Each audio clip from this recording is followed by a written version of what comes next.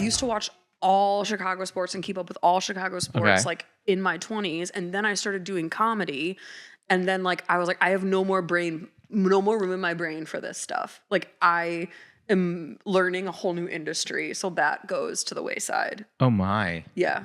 That's a lot of hours. So then I also like, it was like a lot of stand-up festivals in May. Yeah. And then on top of it, I don't know if I told you this. So I go home to Chicago a lot because my mom is in a scooter. She has transverse myelitis. It's like kind of like MS, but not.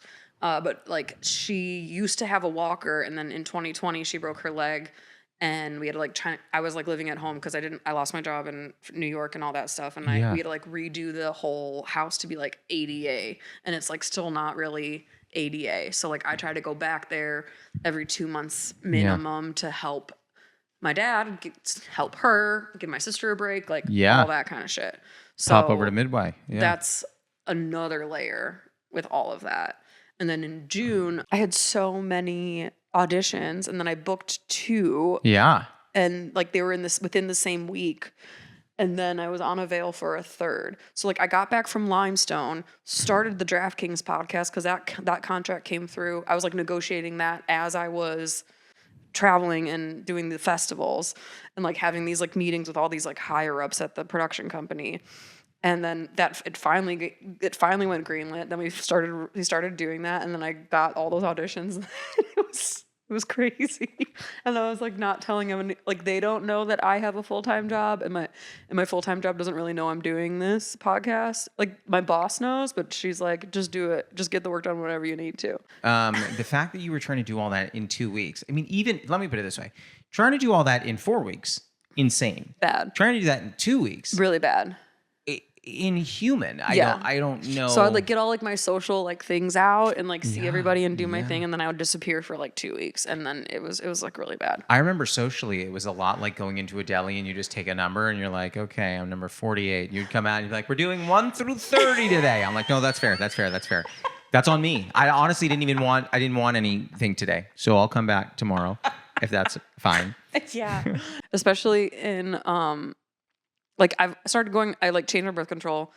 I did like 2 of my festivals last year during meds changes, and I was like, I don't know. You were just like, hey, I'm playing on hard mode. Let me see what expert mode is like. Yeah. And I didn't like mean to. It just like happened. Like someone asked me how Portland Festival was last year. I was like, I don't know. I'm not sure. I was there. I was luteal, and I'm not sure. I was like, I was at Portland. I think Portland was cool, if I remember correctly. But then, so I changed meds, got new birth control, started doing acupuncture, got a bunch of like Chinese supplements that are like I can't legally ship to California, so I have to ship them to my parents' house. Okay, hold on. I have comments on that. Before we do that, I'm going to introduce our tea real fast. So the tea that we're drinking today is Cococabana Cooler. It's by Bird and Blend. It is an herbal. So for those steeping at home, you could steep this at boiling. Ding, ding, ding, ding, ding. Remember that Nokia ringtone? Kind of, yeah. Bow, bow, ding, ding, ding, ding, ding, ding. It just takes you back. For those listening, I'm dancing beautifully. It's gorgeous. And I wish you would know. But this is steeps at 212. I did it for 7 minutes because I love a good herbal. Have you tried yours yet? No. I love that. That my favorite part is you reaching. That's me when I'm sitting here, like, and I'm eating snacks. I'm like, can you pass that? This is Bird and Blend's Cococabana Cooler. Coca. I think that's great. Cococabana, right? It's the Cococabana. That was really good. Isn't that good? Yeah. I'm gonna need this to go. Yep. Pack her up. For those watching, there's no one over there. I'm yelling to no one. Can you get that, Judith? Can you get that done? Thanks, Judith. Yeah, this is true. I swear to you, this is true. I get awkward around doctors. This is just a little side little fun journey for you. And when I first went to the dermatologist, there was a woman at the front named Judy, and I was like very nervous. I flirt to make myself feel more comfortable. So the doctor came in and she goes, she's like looking at my face and she goes, seeing a lot of freckles. And I go, the sun loves me. Like an idiot. And she goes, no, that's sun damage. Like that can become cancer. And I go, cancer? And right before I walked in, I told Judy, I was like, hey, if I need you, I'll call your name. And at this point, she goes, cancer. I go, Judy? And she's like, are you okay? I was like, Judy said that this would be fine. And she's like, Judy works in the front? And I was like, yeah. Is there another Judy? She's like, I'm not sure. She's like, my Judy? Yeah, she goes, I don't know what's happening. She's like, you don't have cancer. I was like, well, it sure sounds like that's what you said. That's exactly what she said. Yeah. She basically told you were going to die. Yeah. So. I was living in Chicago at the time, and I'll tell you, I'll be clear. I didn't go to that person ever again. No, absolutely not. I couldn't. Oh. Couldn't show my face in there. No. I had the hottest dermatologist in New York after I got ankle surgery. And I'm sorry. Okay, yeah. I had an allergic reaction to the lidocaine. Oh. And my foot and my calf blew up, and there was hives all over it. It was purple and it was itchy, and I had to go to the hottest man I've ever seen. Look at my foot. Like, hey. I was like, it's not normally like this. It really looks like that one normally. Yeah. You're like, feet are crazy. Yeah. What's your name? Yeah. I was like, are you like single? And he's like, that's a massive alert. That's like one of the worst things I've ever seen. Oh my God. It was like so bad. Anyways, I have had multiple attractive doctors, and it's just the worst. Like, I want here's a hot take. I want every doctor I ever have to be ugly as sin. Me too, because it's very uncomfortable. Yeah, you can't tell a hot person like that your bowel movements are off. I saw a GI when I lived in Chicago who said to me, how are your bowel movements? And I have a problem where I try and like kill the discomfort for that. I go, take me to dinner first.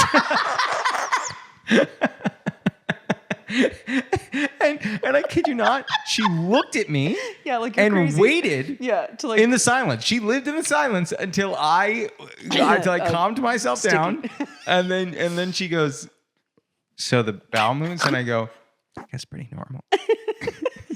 My acupuncturist always asks me about my bowel movements, but instead of saying that, she goes, how's your poo-poo? And I just love it. Like, she's a Chinese woman. English is her second language.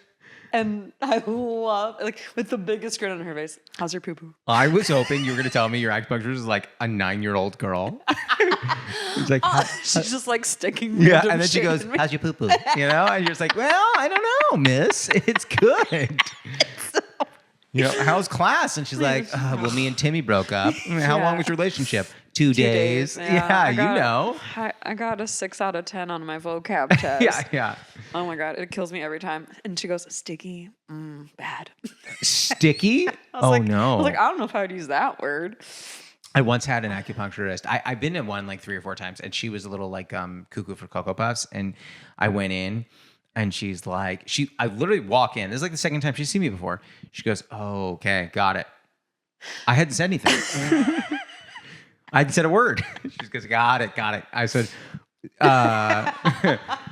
you want to know where I'm hurting? She goes, I've got it. And I was like, what is going on? I lay on the thing. I lay on the bed. She's putting pins all over me, like a pin cushion, just all over the place. And by the time I'm done, I kid you not, she looks at me, she goes, better, but we may need to do a follow-up with you here in a week. I was like, do you want to ask how it went? She goes, I know. It's like, all right.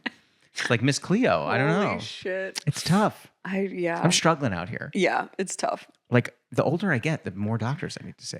I don't even want to talk about it. I don't even want to talk about it. Don't.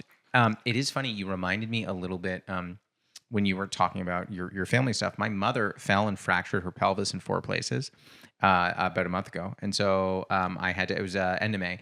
Yeah, about a month ago. I had to go and see her. And there's nothing quite like someone who is firmly steeped in the belief that with no medical degree, that she knows more than the doctors do. And I don't know if your mother does this kind of stuff, but my mother was literally like, we're in the hospital.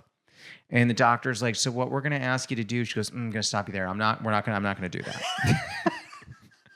And I was like, mom, like he is a doctor. And I said, will you listen to the nurses? And she goes, no, they're all in it together. And I was like, this is not a conspiracy. I mean, once you get to a certain age, everything is. She's 74. Like, you're just like, everything is a conspiracy. Everything goes to the top. And it's, the more doctors I see, the more I'm like, it's a conspiracy. Yeah. It's all bullshit. They're all fuck. They don't know. They have no idea. If I had the brain to go to med school and I went to med school and then I did a residency and then I finally got a fucking job and you came in with something that I didn't just study for the last 12 years, I would be so mad at myself. Yeah, like, what is this? Like, who the fuck cares? What else do you have? Exactly. They're like, well, it's not a cold. So that's the one thing can you imagine a doctor? You come in, you go, I'm having trouble. Like, I think my shoulder dislocated. They go, I know colds. I'm a cold specialist. Is it that? I don't think it's sinuses. Yeah. Let's run a COVID test. I don't know how to. I use the one from CVS like you do. Yeah, Let's I can collect your poo. Yeah. And just like, I don't know, we can dig around in there. See if there's any pellets of sorts. I just don't the ROI of being a doctor and what you get out of it is so small to me. Like, oh my God, yeah. You should know everything for that much schooling. What are you doing? You have to disimpact bowels. It pisses me off so much. I can't. And then they're like, they're like, I don't really get it. So go to that guy. He might get it. That guy specializes in whatever this could be. Yeah. And then he's like, actually, I don't think it's that.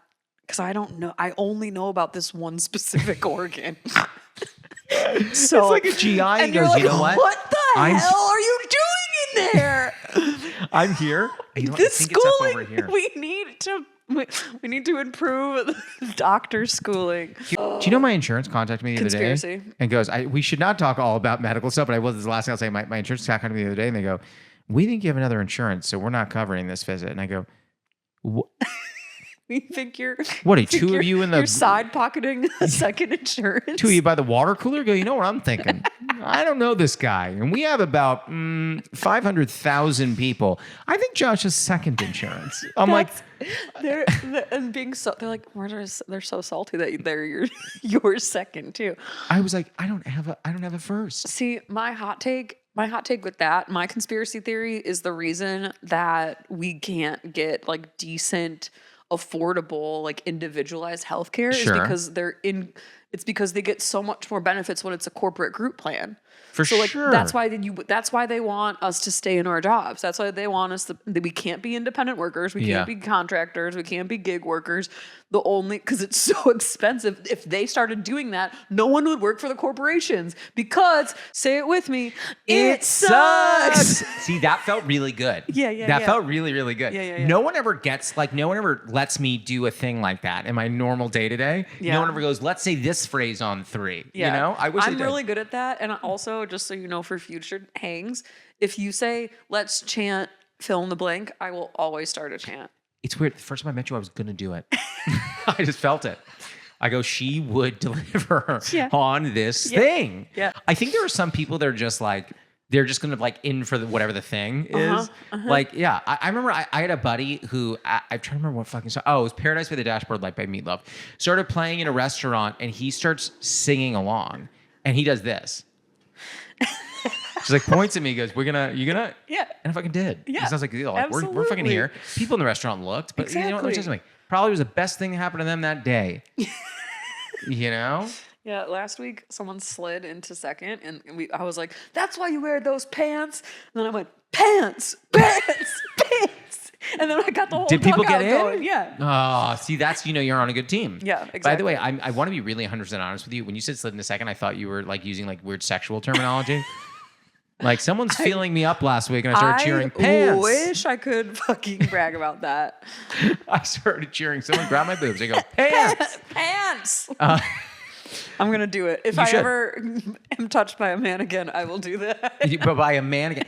I don't think the story is true. I read a story recently on Reddit, so, take this with a grain of salt, that someone saw a shirt they liked in a store and went to go like look to see what the tag was on the mannequin, and it turns out it was a person. And he was like, what are you doing? And she's like, I don't know. And I was just like, would anyone ever do that? How still was he standing? I can't stand we're missing hard facts. Listen, I can go back, find the post and start commenting. Yeah, okay. I'll do it for my throwaway. That sounds good. Yeah, it's Novotny 123. That's my throwaway. No reason. No reason. I want to be clear. I made that before I met you. Correct. It's a common name. Yeah. It is. No. Yeah. That's what I'm saying. It's okay. You know how the Smith, Novotny in Poland is the Smith of America. Wait, Novotny's Polish? Lanzet's Polish. Oh, hey, what's up? Oh my God, are we best friends? We might be. Yeah. What? Yeah. Wait, and now the Chicago-Poland connection. I like it. Yeah. I'm from New York, but I lived in Chicago, so I stole the connection and I made it my own. I mean, like, there's a lot of overlap there. New York, Chicago, or Chicago, Poland? All of it. Or us? Us. Yeah. I was gonna say, listen, we both went to school in Missouri. Yeah. So Mark it, check it. Yeah, check it. I think when I found out you went to school in Missouri, I think I asked you if you'd ever been to Trop's Liquors, and you said no. No, if you asked me that, I would have 100% said yes. Silver Bullet was my favorite. So, what you do is you get Silver Bullet, and it doesn't matter what the other thing is. Correct. Exactly. Silver Bullet, and who cares? The fact that it's a drive-through liquor store. Amazing. It could only happen in Missouri. I believe, and I may be wrong, and please disabuse me of my ignorance if I'm wrong. I believe I used to get Silver Bullet and Tiger Paw. Was that a flavor? I think so. Because I think that's what I got. Oh my God. I used to love it. My friend went to Mizzou. Freaking out. I got to tell you, and I don't want you to lose love for me, and I think you will when I say this next thing. So I'm not like, I follow the NBA religiously, but otherwise I'm not super observant about sports. And I know that may disappoint you, and I do apologize. No, it's okay. I still want to be your best friend. But I would go to Mizzou for homecoming, I mean, it was cool, but not for the football. Because my buddy was like, hey, we could go to Trop's. I was like, interested. The spectacle of Mizzou's homecoming was phenomenal. Is like, I feel like everyone should experience it. Like, it was like a tailgate where like everything you passed was like a new experience. It feels like a movie. It was great. Like, it's what you imagine a homecoming would be in a movie, and that was what Mizzou did. Yeah, I went to a school where you would find out it was homecoming because one person might be like handing out pieces of paper that said, we did it, like in the parking lot. Yeah. That's kind of it. I mean, it was built on the backs of freshman sorority and fraternity members who would it was called pomping. Have you heard of this? Circumstance. You pomp. We pomped. Okay, so the floats in the homecoming parade were made of all this tissue paper. And you would have to wrap the tissue paper around a marker to get it to look like a tube, and then dip it in glue and then stick it on the float. No. And that would take hundreds of people, hundreds of hours for this fucking parade float. And it was usually freshmen getting straight up hazed. And that is Mizzou homecoming. That is the pride of University of Missouri. But there was a lot of other cool things too, but it was that's crazy. The important one. I will tell you this because I feel comfortable enough with you to tell you this. Hit me. So one of the years I went to Mizzou homecoming, I think 2 or 3 years. There was a place, I can't remember the name of it. It was like Tin Roof something. It was like some restaurant over there. I hope they closed. And I got very bad food poisoning. And so the next day, I got it the next day. And I'm like, we were there at homecoming. And I turned to my buddy, I go, I do not feel great. And he was like, really? Because I also don't feel great.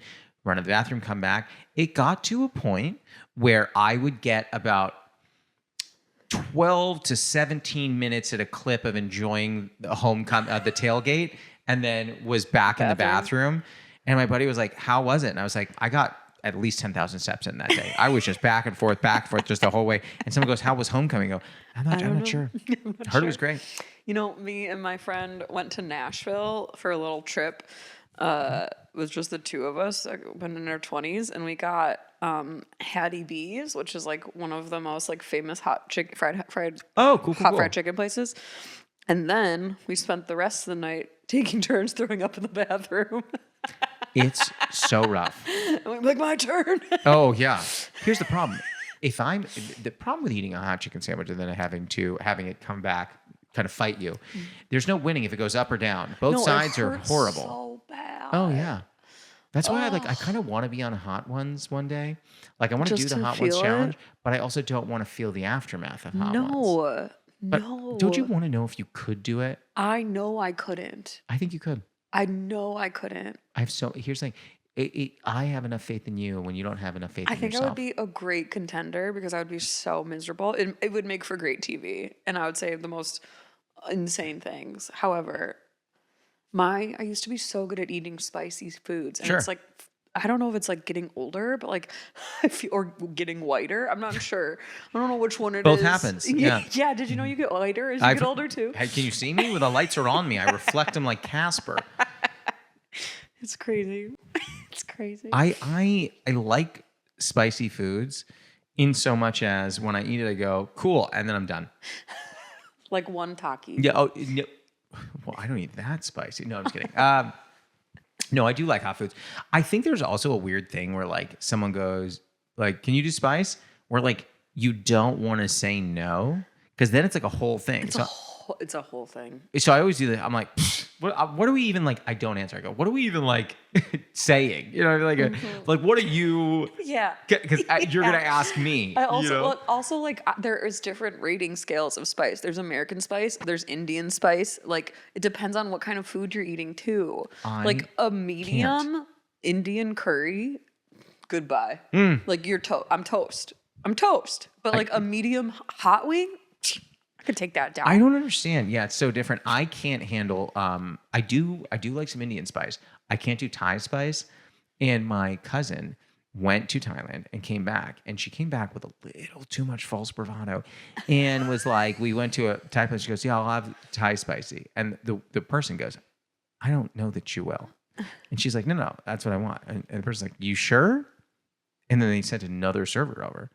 And they're like, sorry, No, just I be clear. So didn't. you ordered. They brought in a second doctor. Yeah. Second They go, sorry, so opinion. I only do this part of the body. Second opinion. Yeah. Yeah. They're like, well, I only do this part. They're like, okay, well, I do up here. They go, you're positive. She goes, totally positive. I think she ate 2 bites, tops. 100%. That was the game. Whole Yeah. thing. Out. Done. Game over. Here's the thing. I look really like bad enough when I eat, generally speaking. It's not an attractive thing. No girl's ever seen me eat and goes, gotta have them. You know, no one does that. So I can't imagine just me sweating profusely out of like my eyes and like forehead, the front of my knees. And someone's like, oh, you know what? He wasn't attractive eating that sandwich, but now? No, I'm in. Come to mommy, I'm you in. know? I don't think anyone does that. The other thing I will say is that there are certain areas where I can't flirt, and eating a sandwich. Why do you think it's increased in a doctor's office and decreased? Eating a sandwich? Yeah.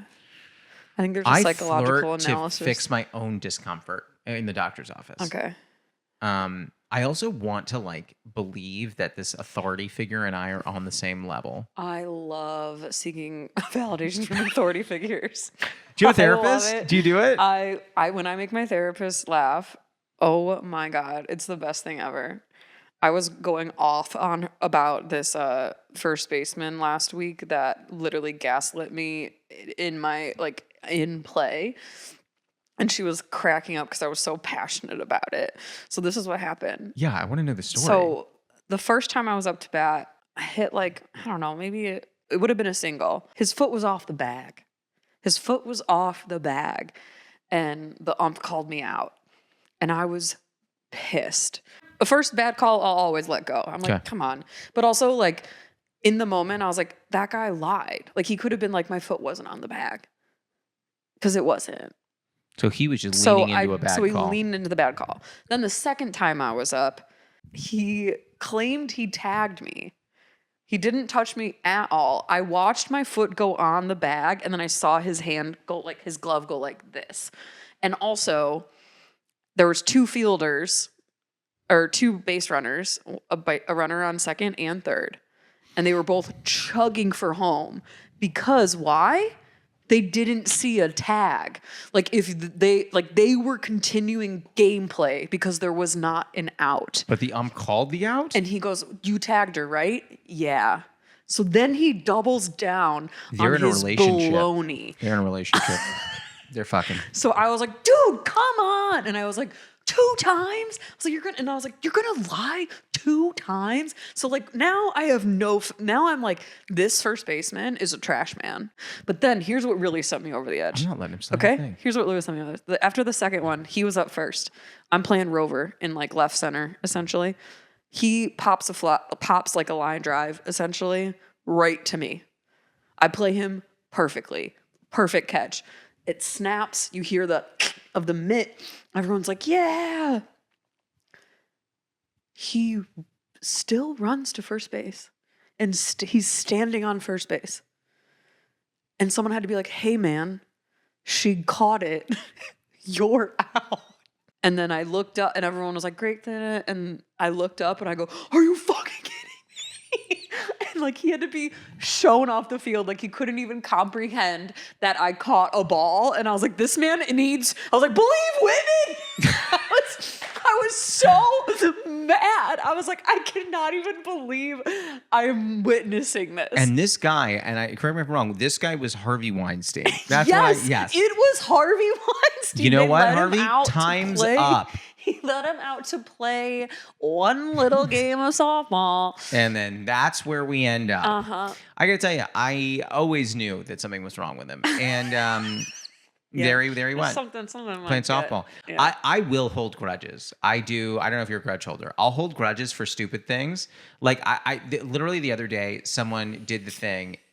Okay, this is gonna make me sound bad, but hear me out. If someone is behind me at the grocery store and only has one item, I will let them ahead because I think it's the right thing to do. Yeah. Unless this person, I'm at the store, they only had a couple items. They walk up and go, hey, I'm just gonna go ahead of you. Are you serious? Oh yeah. Oh. And I look, I go, the audacity. I go, like hell you are. Did you say that? Yeah.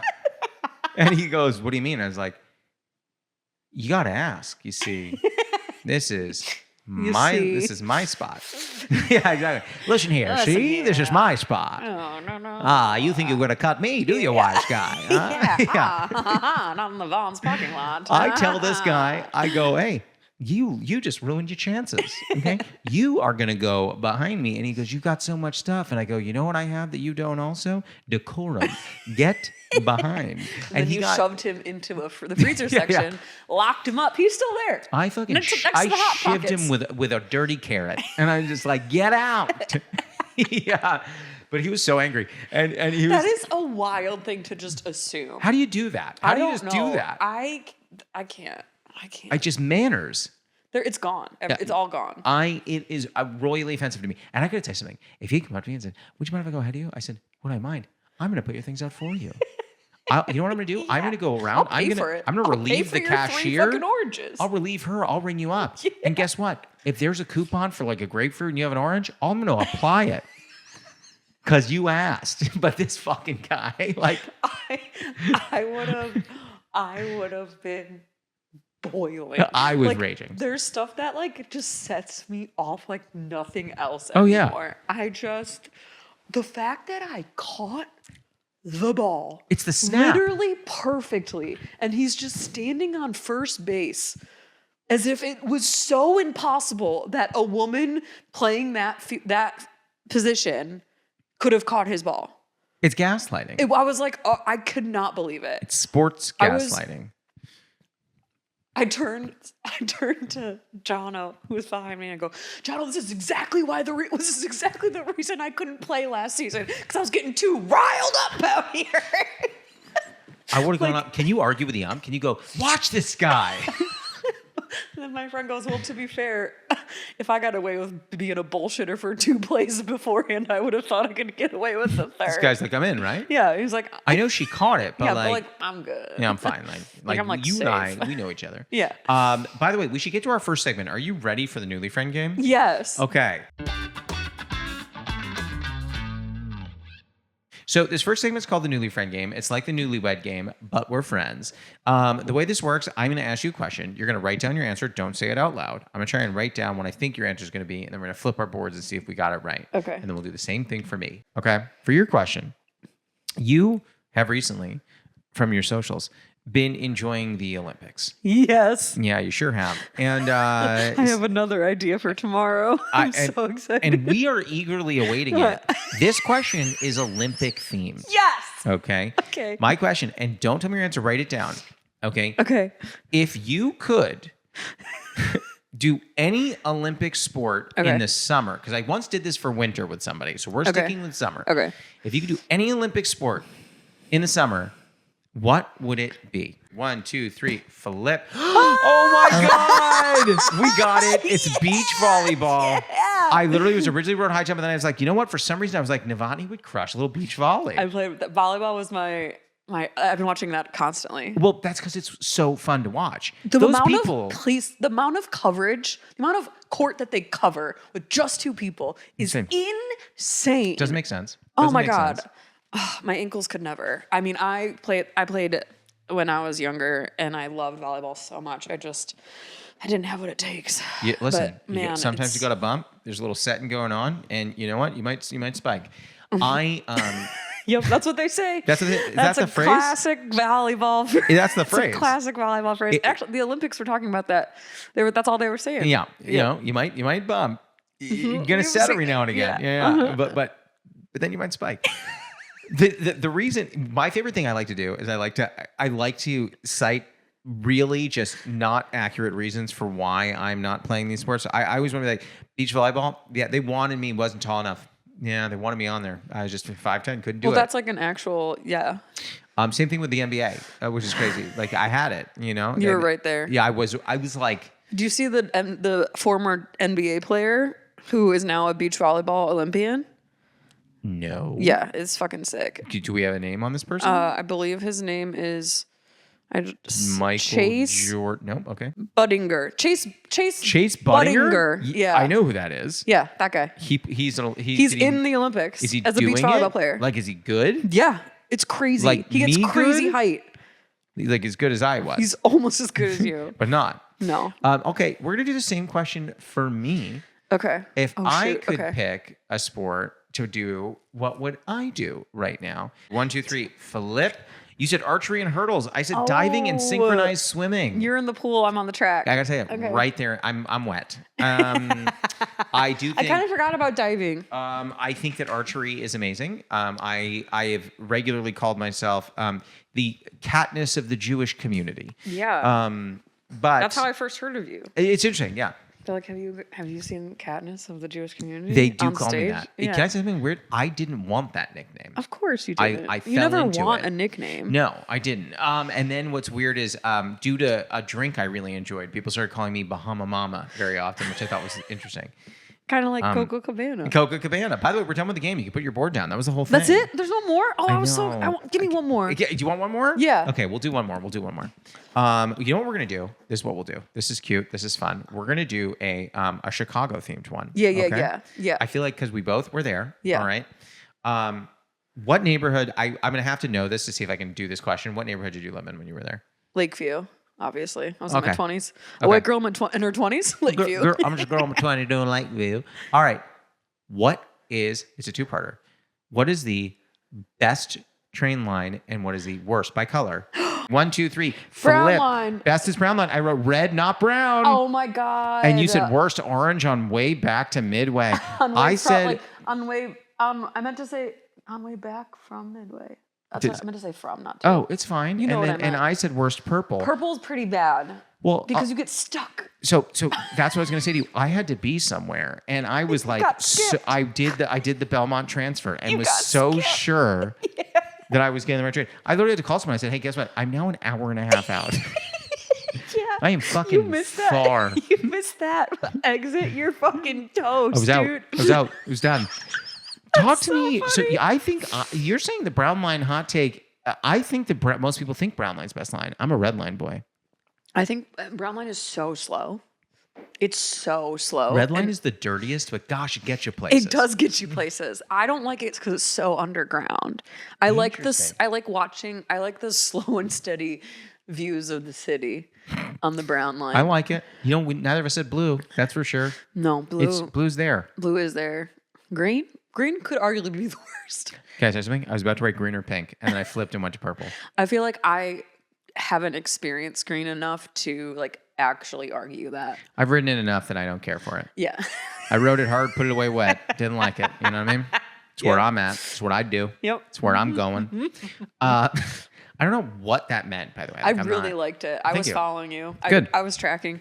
That's all that matters to me. Okay. What was I just going to ask you? So, one thing that you talk about a lot in your Coma Day, that's how I pronounce it. You've talked about Catholic guilt. Okay? Yes. Is it different than Jewish guilt? I've always wanted to know. You know what? Oh, do we have different guilts? I think they're close to the same. Okay. But I think the main difference from my research and my person to person focus You wrote a groups, thesis, I think. Yeah. Well, I did a whole web series called Guilty. Yes. You believe it or not, I actually do know that because we do a little research on our guests. I'm familiar. Yeah. So part of season 2 was like trying to bring other types of religion and guilt in season 2. And we were, you know how you always are like, we're going to do a season 3. And then like the whole project falls apart. Well, yeah, there's actually, we were on the message boards and we were wondering where that is. Yeah. Here's the thing. We were going to bring in Jewish guilt for next season. Okay. And and we never got there. But however, Yeah. through a lot of talks with other Jewish friends, the Jewish guilt, I think, or the difference between Jewish guilt and Catholic guilt is like, it stems from the fact that as a Catholic, you are taught that you were born with original sin, that you come out of the womb tainted. And that is why you have to get baptized. So you have to get baptized to clear away the original sin. So it's like you came out fucked up and now you have to work your way back to good graces. So, and then that filters through like the familial and the personal and all that.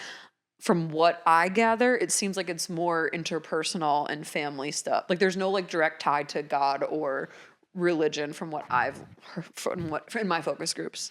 In your focus groups? Yeah. Yeah, I'm trying to think like, God wasn't really brought into it for us, but like my mother was like queen of the guilt.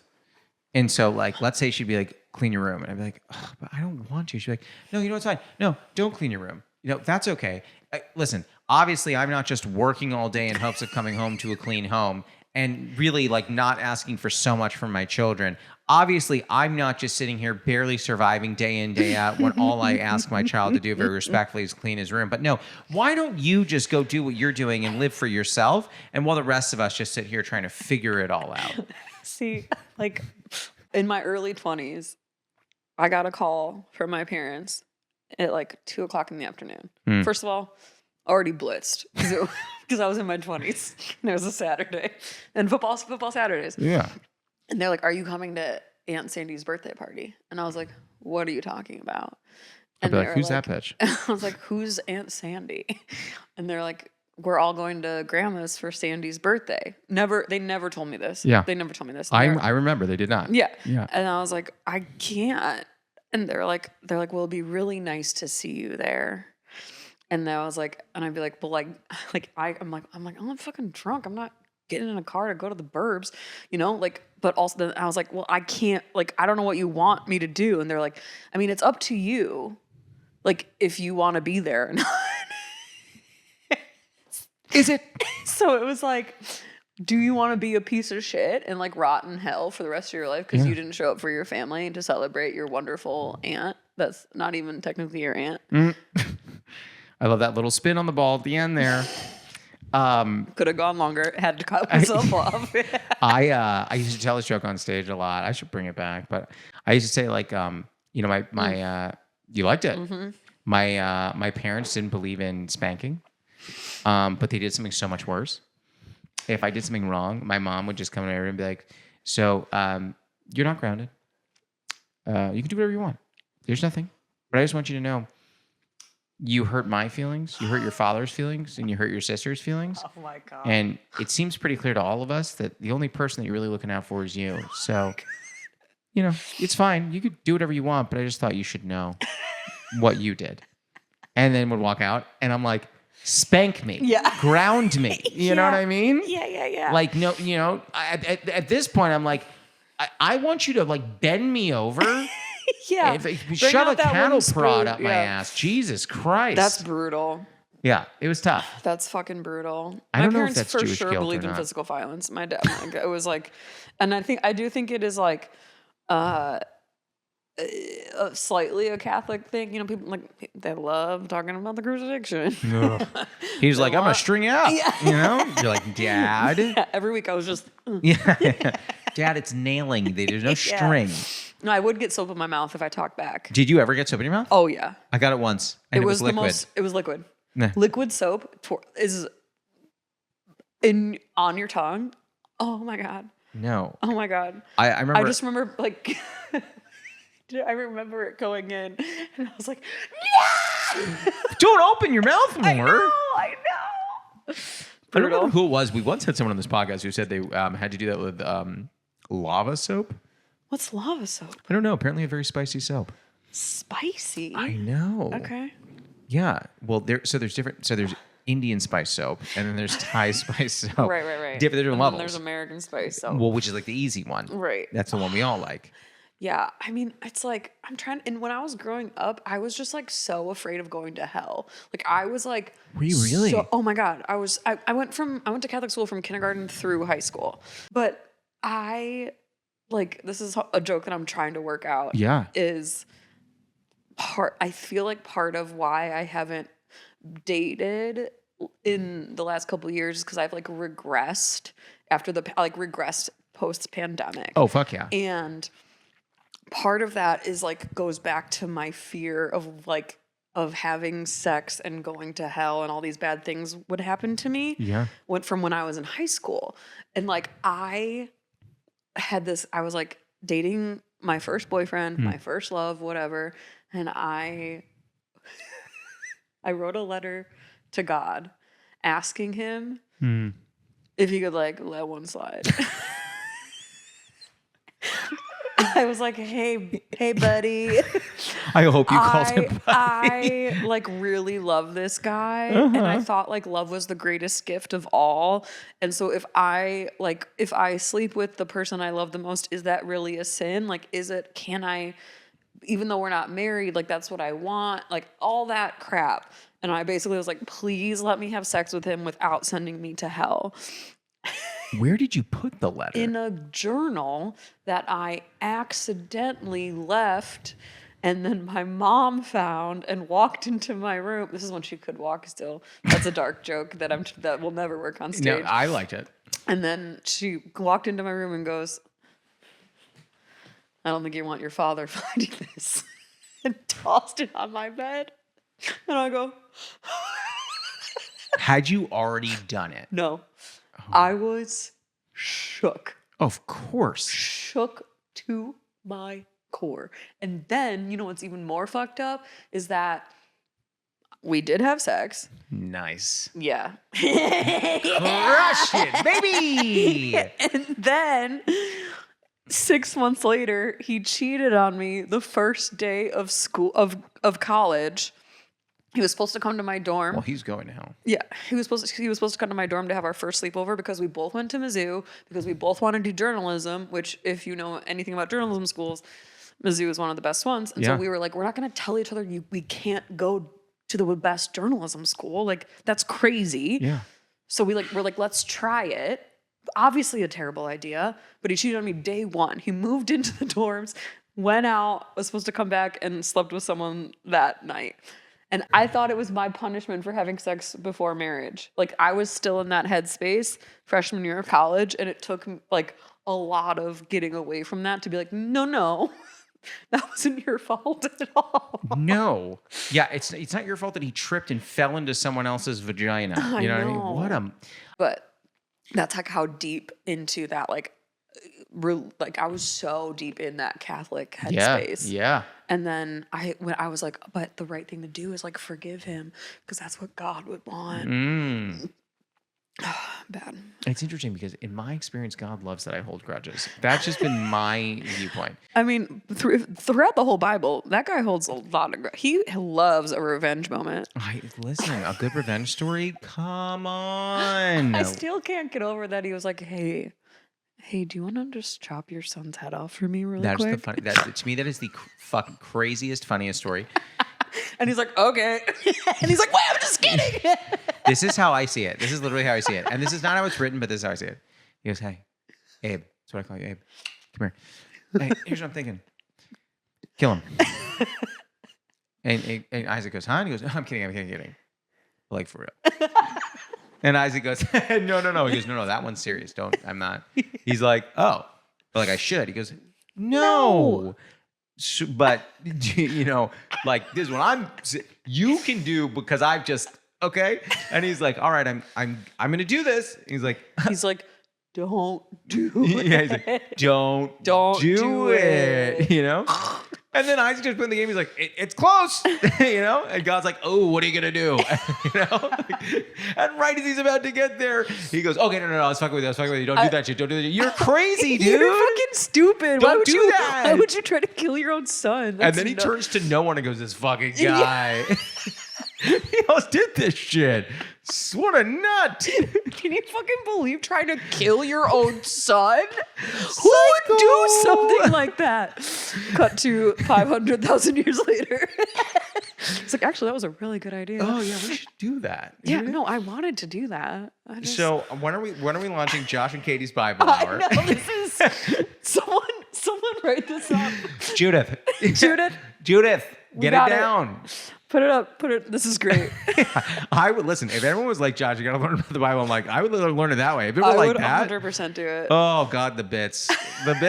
I think it's hilarious. I think Bible is the original stand-up. I really do. I hate to do this because I'm literally having the best time, but are you ready for the lightning round? I'm nervous, but I still don't know what my thing will be. But yeah, we can do the lightning round. Okay, let's jump into lightning round. It's 5 fast questions. It does not at all have to be fast answers. It's the last 5 questions we end every episode with. And I keep them on an index card because one day I could be the next straight, white, J-named talk show host. There are so many of them. There's a lot. Make me Jimmy or John or other John or, I'm just like ready. I am ready to go, I think. Or, Seth? No, he's great. Let's keep him. You can keep him. I feel like he's good. Question 1, what is a favorite ritual of yours? So, for example, I love brewing tea in the morning. Before I go on stage, I write out my set list every single time. By hand? Every single time. Even though it's this, essentially, the same, it's close to the same order because I like to do structure. Sure. I'll pull things. I know them, but it's like I write it down as in my bullets, and then I put it in my back pocket.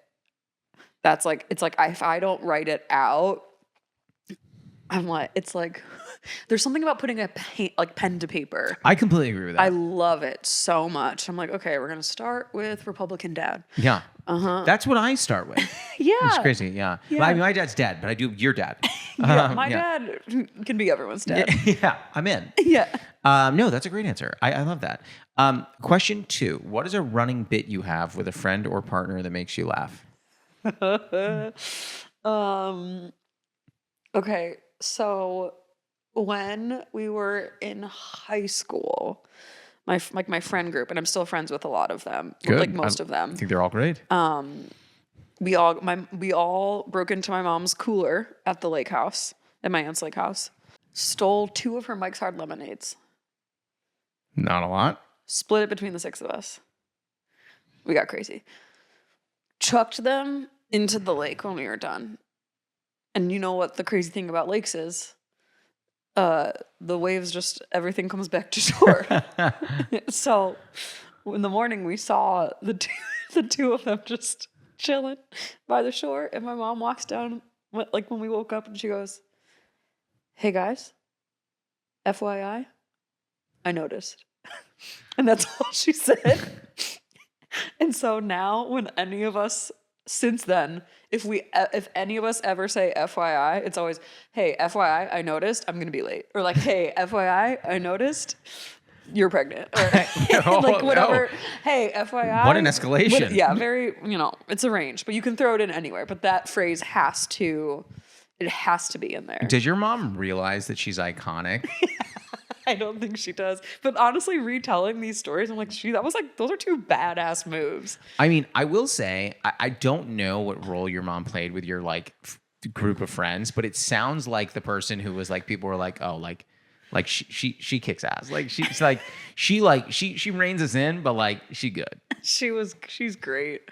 Oh my God. But yeah, that's one of my favorite things. And because it's one of my favorite things also because it's not with a bunch of other comics. It's just my friend, us being naturally funny and goofy and taking some dumbass joke.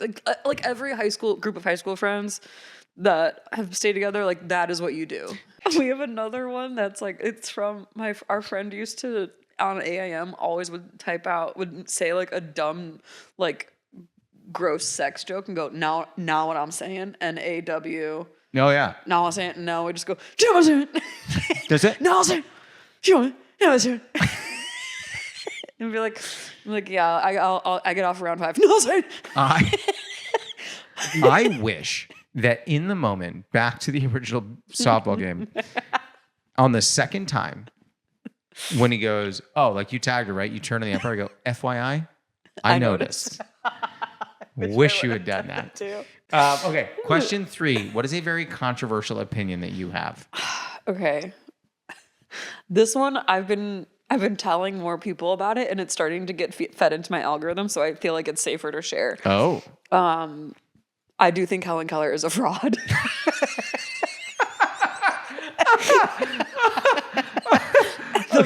It just doesn't add up.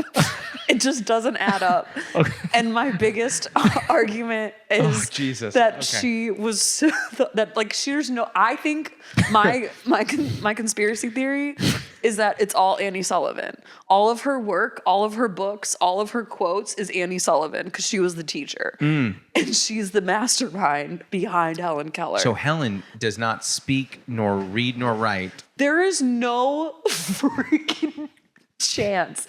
Like, if you have never seen what an apple is, you've never seen it, you've never heard it. Yeah. How do you describe an apple? How do you know how to conceptualize that? Did she? No, yeah, that's how she claimed she taught. She went on to graduate from colleges, write books, be quoted all over the place. And yet there's people that are born with full sight and sound and ability to speak that can't score high enough on an ACT to get into college. And I don't understand what it feels like there's a piece of the puzzle missing. And in my opinion, that piece is Annie Sullivan. Okay. Tiny little story side note for you. Tiny little story side note. I was in The Miracle Worker in high school, and they were like, you're the dad. You have to have a Southern accent. And I said, okay. And looking back, all I was doing was Foghorn Leghorn. All I was doing was, well, Annie, Helen? Get over here. I say. Yeah. And I'm looking back and I go, did anyone want to flag that one? Nobody wanted to flag it, huh? No, we weren't in the time span to flag. I was like no one wanted to throw a flag on that play. Go, hey, may want to revise on that accent you're doing there. Kind of a little Looney Tunes. One of the plays that we did in grade school was Wagon Wheels West. I don't even know what that is. Yeah, because it's one of the most it's a killer musical written specifically for grade schoolers. And there's a song called By the Something of the Hanging Tree, and there's literally footage of like all these like kids in like white robes because it's supposed to be like ghosts. It doesn't look like ghosts. Doesn't sound like ghosts. It's not ghosts. It's you're like, oh, this is like a little mini KKK situation going on. And there's supposed to be a star in the background, but it's just like a little like cross on fire. Everyone's like, this is like a scary song. Not a whoop. Yeah, they were like, and at the very end, you all burn a cross into a lawn, and they're just like, yeah. That's what kids do. Yeah, it is what kids being kids. Kids are crazy. Okay. Question 4. Have you ever experienced imposter syndrome? And if so, is there a moment that sticks with you? Every fucking day of my life. You know who else probably experienced it? No, I'm kidding. Not that. I'm not back to Helen again. Yeah. You're like, yeah, you fucking can't. Yeah, or can I? Literally every day. Every fucking day. And I think it gets worse. Worse? The older the more into entertainment I get. That's so interesting because I feel like you are on such a trajectory, a wonderful trajectory, but it feels worse. That's very kind of you to say, but it's kind of like, I mean, I think it stems from just so many years of doing this and being told no. And like being passed over constantly. And like, even when I was like a dumb little improv kid in Chicago, like I couldn't get on those teams. I couldn't get on those Herald teams, those beloved house teams. Like, and I would ask people to like do side projects with me. And so many people would say no. And I would have to like dig to find my people. And I was like, oh, because like no one thinks I'm talented. There's certain people that knew me back then who now live here and see me doing things. Sure.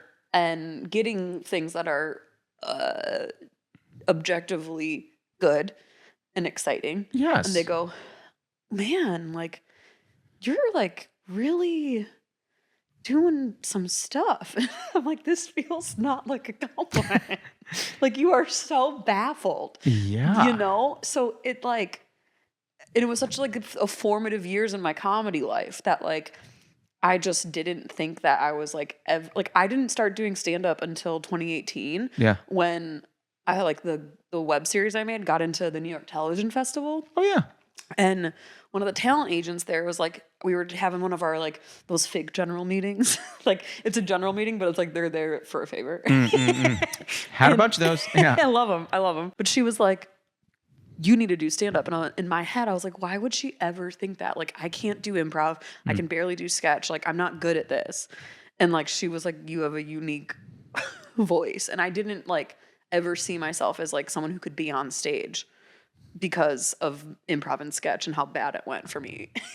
Like, I was still doing it, but like, Yeah. I had to like fight my way to do it. When I got Best of Fest in February at Slow, my car was packed. Like they announced the Best of Fest show the last day. Did all my goodbyes and thank yous to all the festival people. Like my car was like ready. And like they announced my name and I was like, what are you fucking talking about? Like there's no way that that's accurate. Like it was the theater had sat 2,000 people. And I had never done a theater before. I don't even know if I've like played to 100 people before that. Like in the size that big, you know? And I was freaking out because I was with like people, the rest of that lineup had been had been touring for years, had multiple albums, have been on Netflix, like had done JFL. And then it was like me. Do you know Mace Scaloni? No. He is one of my favorite people I met at that festival. Everyone else in the green room was like chatting and like just like hacking it up. And I was like, like going over my set because like it was like a time set and like it was a sold out show. So there was 2,000 people there and I was like shitting my pants and I was pacing and pacing and pacing. And he goes, hey, is it your first theater? And I was like, yeah.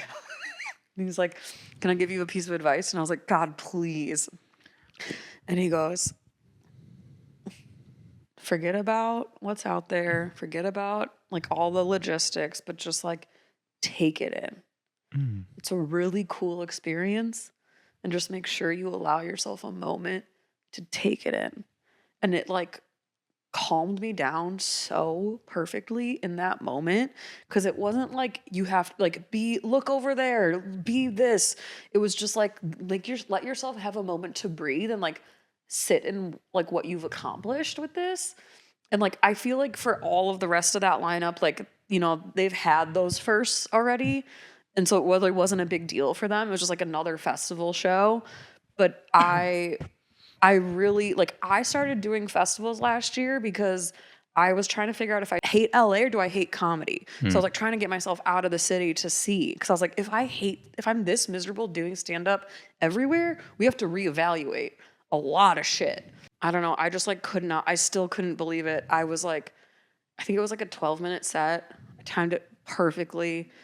The way that the laughs rolled in was so different than an Ono Vino basement. And like, I just was like, I cannot believe I'm doing this. And I genuinely didn't believe I did a good job until until two moments. When I walked off stage and everyone that I had like gotten to know over the last weekend was like, yeah, like they were so excited for me, which was so sweet. And I was like not expecting that. And then a friend like happened to be in the audience and he sent me a video from like the balcony. Yeah. And like the laughs were so loud, but you just can't really hear it the same when you're on stage. And I was also like kind of like floating out of my body, but like I was just like I didn't think I belonged there until days after. You know? And so when I'm in my corporate freelance job and like, I'm like, God, I really don't belong here. Like, I really don't fucking belong there. And it's like, I just feel the most myself when I'm on stage. And I have to remember that part. Not about if I am good enough, not about if they like me enough, not about if the industry wants to give me the enough opportunity. It's like I feel like my most like me. I can say my actual point of view. I can say most of what, minus the Hellen Keller stuff, most of what I want to say on stage. You know, like I can be big instead of being like, hey, you got to take it down a notch. I can be loud. I can be crazy. Like, and people want that there. So I think that's like what takes me back to the, like, helps take that imposterness away. That may be one of the best answers I think we've ever gotten to that question too. You're like killing. Yes. I listen, if I didn't have a fifth question, I would end right there. I do. So I'm going to wrap it, but like what an incredible answer that was. Like just an amazing answer. Sorry, just like top to bottom, that was like so great. Thank you. Final question for you, and this is the easiest one of all of them. That's the the Law and Order. No, I was trying to do the Who Wants to Be a Millionaire. Oh, yeah, there. That. Well, now that we've done it, question 5: what is your favorite tea? And if you don't have a favorite tea, what's your favorite comfort? I'm a chai tea gal. You know, I could have made you chai. I know, but it has caffeine. It does. I go crazy with my chai tea lattes. That's weird. You never offered me one, so I wouldn't know. I have an espresso machine. You should come over for chai tea lattes. I do an espresso pod, double shot. We have one right there. And then I get my Tazo chai tea, do a little dirty chai. Love. Add some almond milk. And then here's the kicker. I put it in my Ninja blender. So like the blend is just like frothy and so fucking good. Over ice. You got to do over ice. Obviously. By the way, I wasn't sure what you meant by Ninja blender until you made the sound. And then I was for sure. Then I knew. I go. I have a hired Ninja man. Yeah. He just makes the noise. Yeah. Yeah. He just goes. I have a hired guy that makes the Who Wants to Be a Millionaire sound every time I make an espresso pod. It's just Phil. What's his name? Yeah. Is it Phil? I'm Phil. I'm Regis Phil. Regis Phil. Oh, I just watched Hercules. That's why Phil's in my head. See, I thought I was going to say, is Regis Philbin in Hercules? I don't think so. No, just Danny DeVito as Phil. It would just be so great if, like, he was, you know, he's like, I'm trying to go the distance. You know? It's not a great Philbin, but it's passable. It passes. Yeah, it passes, especially with the go the distance line. You could do it. You could do no wrong. You know what? This has been such an incredible episode. Thank you so much for coming on. I'm so delighted. You feel good? I feel great. This is what I needed. I needed this so bad. I don't think I've talked to anyone else this week, so thank you. Well, I just want you to know from the bottom of my heart, from the very bottom of my heart, FYI, I noticed. I gotta send this to my friends. They're gonna love it. That'll be in our. Now you're in on it. I'm in it. You're in on it, baby. Thank you for coming. Thank you for having me. That was Katie Novotny. You can find her on Instagram and TikTok at Kath Novotny. This episode was produced by Jude Crowner. It was edited by Martin Alvarez. Our theme song and additional music are by Oliver Hymack. Our cover art was done by Neil Fraser with photography by Matt Mazisco. Social media by Dia Villegas. Please write a review and rate our podcast on Apple Podcasts and wherever else you can. You can send any questions, comments, newly friend game suggestions, or tea suggestions to steepcombos@gmail.com or tweet us at steepconvos. I'm Josh Lanzet, and you can follow me on Instagram, TikTok, Twitter, YouTube, and Facebook at Josh Lanzet. We'll be back next week, so until then, happy steeping. At the end, Mary Poppins does leave. Wait, what? Yeah. Who's giving the spoonful of sugar then, Katie? It's in here. It was in you. The sugar whole was in your heart the whole time. And then one guy just goes, I have diabetes. And you're like, yeah.